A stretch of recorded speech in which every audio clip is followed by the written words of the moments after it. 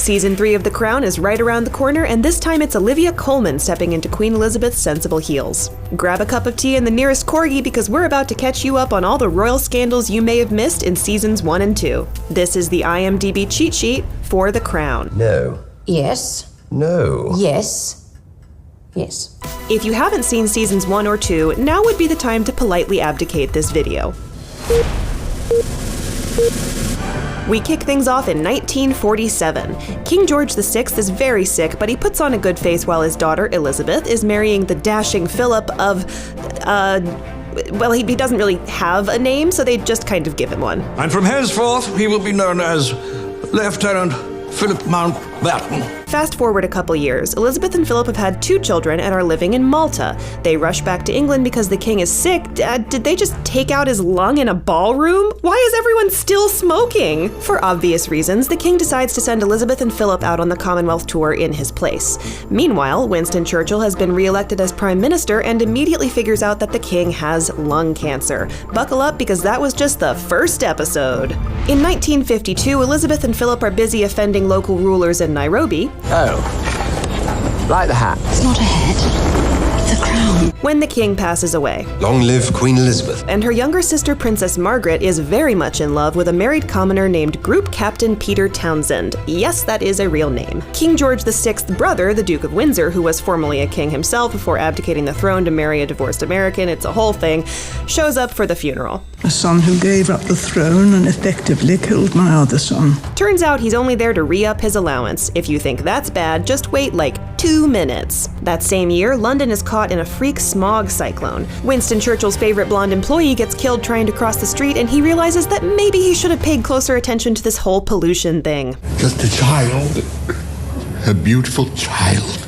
It's 1953 now, and Philip insists on televising Elizabeth's coronation. That day, Margaret gets caught by a reporter picking fluff off of Townsend's jacket. Townsend is a commoner.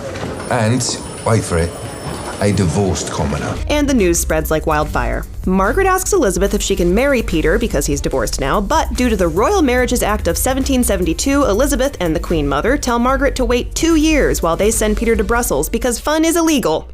Winston Churchill steps down in 1955 as PM because he's tired and he hates his portrait, so Anthony Eden steps up. Elizabeth and her friend Porchy, who is 100% in love with her, watch their horses mate. Well, as long as you don't sit on him anytime soon. This is weird for everyone, so let's just move on. Margaret finds out that even after waiting 2 years, she still can't marry Peter. And I will never marry anyone else. And now we're on to season 2. How very gratifying. The Egyptians take over the Suez Canal in 1956, so Prime Minister Eden launches an ill-advised war to get it back. Meanwhile, Elizabeth finds a portrait of a ballerina in Philip's suitcase, and we all know what that means. I don't actually know what it means. They don't really clarify. Philip and his right-hand man Mike head off on a 5-month tour where they're focusing on the important stuff. A beard-growing competition! Mike's wife finds out that he's sleeping with everyone thanks to a letter he wrote to his lunch club, so she files for divorce. Elizabeth grants Philip the title of prince so that he'll calm down, I guess? You're asking my price. In 1957, Prime Minister Eden steps down due to some light backstabbing by Macmillan, who takes his place.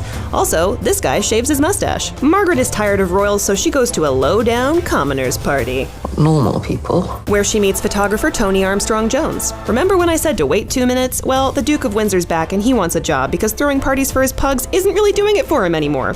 The Queen considers forgiving him, but then finds out about a little thing called the Marburg Files. They prove that he was in contact with the Nazis during World War II, but that's not all. You mean there's more?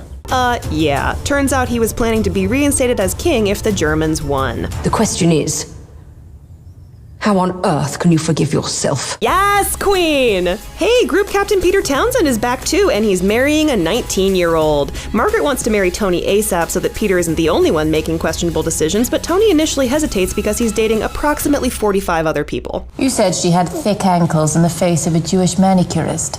Cool. In 1960, he asks her to marry him anyway by putting a ring inside a million boxes because even Tony's presents are difficult. I'm coming!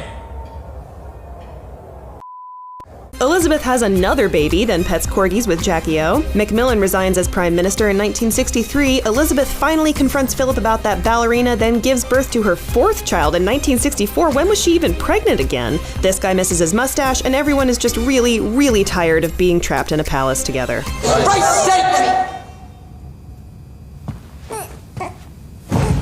Take the photo. There! Now you're ready for more royal drama in Season 3 of The Crown, which drops on Netflix November 17th. No one wants complexity in reality from us.